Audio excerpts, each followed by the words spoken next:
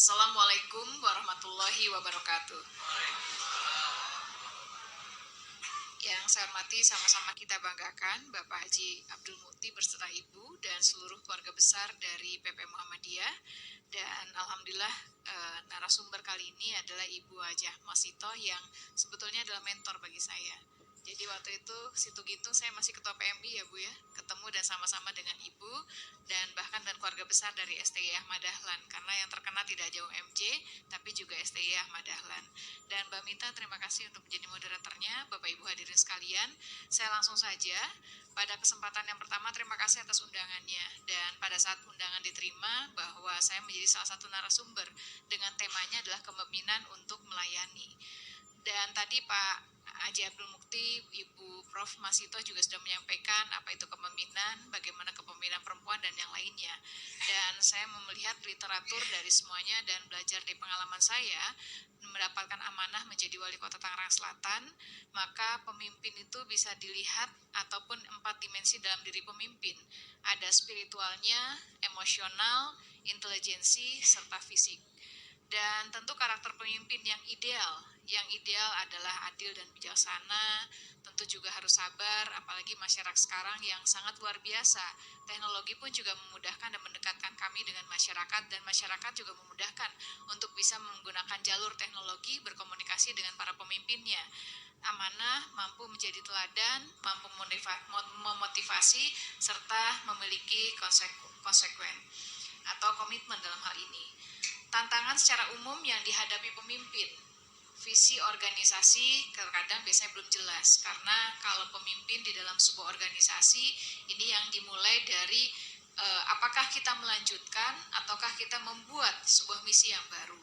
Yang kedua yaitu kapasitas sumber daya manusia dari organisasi biasanya kadang belum optimal, etos kerja, disiplin, inovasi rendah, yang dimana reformasi birokrasi sudah mulai dilakukan di tahun 98 sampai sekarang pun juga masih terus pemerintahan baik di tingkat kota, kabupaten, provinsi, dan pusat kita didorong untuk terus melakukan reformasi birokrasi. Sarana dan prasarana yang belum mendukung, tingginya ekspektasi eksternal, sistem dan prosedur belum maksimal, dan juga organisasi yang cenderung biasanya belum solid. Strategi dalam konsep kepemimpinan yang melayani yang saya lakukan selama kurang lebih 7 tahun mendapatkan amanah di Kota Tangerang Selatan, yang mana program tentunya yang harus sesuai dengan kebutuhan masyarakat. Saya turun ke masyarakat pada saat kampanye tahun 2011, pada saat kampanye 2015 ada suatu hal yang berbeda. Sehingga pada saat menyusun visi misi 2011 sampai dengan 2016 periode saya pertama, dengan 2016 sampai dengan 2021 berbeda, sesuai dengan apa yang dibutuhkan, apa yang diinginkan oleh masyarakat. Yang kedua yaitu responsif dan cepat tanggap. Apalagi kami wilayah kota Tangerang Selatan, di sini saya lihat banyak warga Tangerang Selatan. Pak Abdul Mukti juga adalah warga Tangsel, Bu Prof. Masito juga ada warga Tangsel, dan saya lihat juga ada kawan-kawan saya yang hadir di sini yang masyarakatnya memang heterogen, 70% pendatang, luas wilayah hanya 147,19 km persegi, penduduknya saya jadi wali kota 2011 hanya 1,2, sekarang sudah mencapai 1,5 juta penduduk. Jadi kita harus bisa responsif untuk cepat tanggap, terlepas dari apa yang menjadi kekurangan kita. Dan manajemen waktu yang baik. Jadi kemarin saya baru saja dihadiri Pak Mukti bahwa Litbang KPK sedang melakukan penelitian pengembangan tentang remunerasi baik untuk para pejabat atau pimpinan kementerian lembaga dan para kepala daerah maupun juga birokrasi itu sendiri. Dan saya ditanya jadwal kerja ibu berapa jam sampai jam berapa. Jadi kalau pegawai negeri, mungkin kalau di sini ada bapak ibu yang pegawai negeri, apalagi yang di Kementerian Keuangan kan jelas, misalnya patokan waktu itu sehari target berapa jam, ini yang harus dicapai, bagaimana untuk KPI-nya dan yang lain-lainnya. Kalau tanya gitu untuk wali kota nggak ada, rasanya wali kota 24 jam Pak, saya bilang. Jadi mau hitungnya silahkan saja seperti apa gitu. Dan inilah PR bagi saya tentu yang melekat di saya, bukan hanya sebagai seorang wali kota, amanah yang melekat, tapi alhamdulillah Allah memberikan kepercayaan kepada saya pun juga sebagai seorang ibu dari anak-anak saya, dan sebagai seorang istri serta anak dari kedua orang tua saya alhamdulillah masih ada. Ini pun juga bagaimana kita harus memanage waktu dengan baik, serta turun ke lapangan. Karena untuk menjadi pemimpin sekarang tidak mungkin kita hanya duduk di atas meja saja. Kita mendengarkan masukan-masukan dari staf dan jajaran kita, tetapi bagaimana kita harus turun ke lapangan, memastikan apa yang menjadi persoalan permasalahan, walaupun tidak dengan tuntas bisa kita selesaikan secara cepat, tapi secara bertahap yang kita lakukan. Dan yang kelima yaitu membuka jalur komunikasi dan interaksi. Hari Jumat tadi baru saja saya setiap Jumat biasanya melakukan open office atau buka kantor. Kantor memang buka Pak, Senin sampai Jumat. Tapi khusus untuk di hari Jumat, saya biasanya membuka kantor dari pukul 8 sampai dengan pukul 11 untuk masyarakat bisa datang langsung ke kantor wali kota bertemu dengan saya. Karena apa? Ini dibuat ceritanya bahwa seringkali pada saat dulu sebelum tahun 2013 Pak, saya mulai di tahun 2013. Seringkali kalau ketemu misalnya sama Pak Gusri, mau ketemu, iya nanti ya kita janjian minggu depan. Oh iya, nggak berasa tiba-tiba sudah akhir bulan. Nah, maka saya membuat komitmen bahwa saya harus komit setiap hari Jumat, saya terima warga, saya ketemu langsung dengan warga, saya bisa mendengar keluhan masyarakat, masyarakat bisa memberikan masukan kepada saya, dan ini juga sama-sama mendisiplinkan warga pun juga kalau untuk mau ketemu sama-sama di hari Jumat. Ataupun juga kita dengan menggunakan teknologi.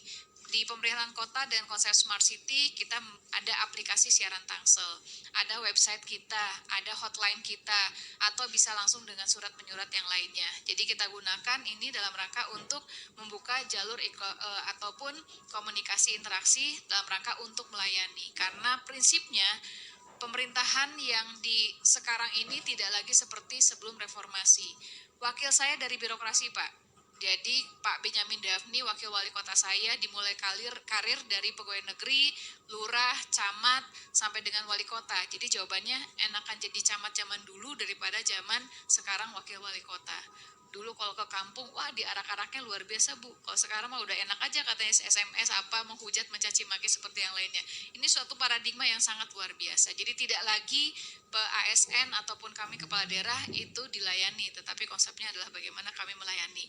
Sehingga pada saat periode 2016, periode yang kedua, saya sepakati bersama, kita susun bersama-sama dengan aparatur sipil negara Kota Tangerang Selatan untuk membuat komitmen. Jadi komitmen ini juga salah satunya adalah singkatan. Ini yang kita susun bersama-sama, bukan sifatnya top down, bukan sifatnya dari atas dari saya instruksi, tetapi mari yuk kita bareng-bareng sama-sama.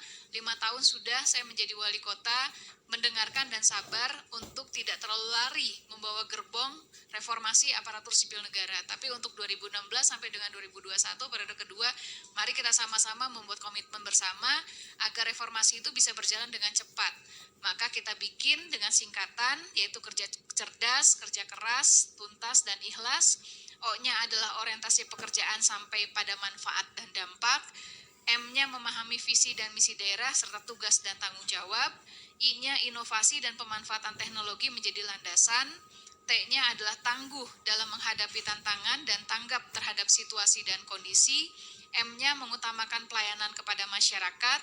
F-nya, E-nya yaitu adalah efisiensi dan efektivitas menjadi prinsip, serta N-nya norma, nilai, dan etika menjadi panduan. Ini semua berdasarkan dari visi misi yang saya sampaikan kepada masyarakat pada saat saya kampanye, di mana Tangsel menjadi sebuah kota yang cerdas, berkualitas, berdaya saing, dan berbasis teknologi dan inovasi.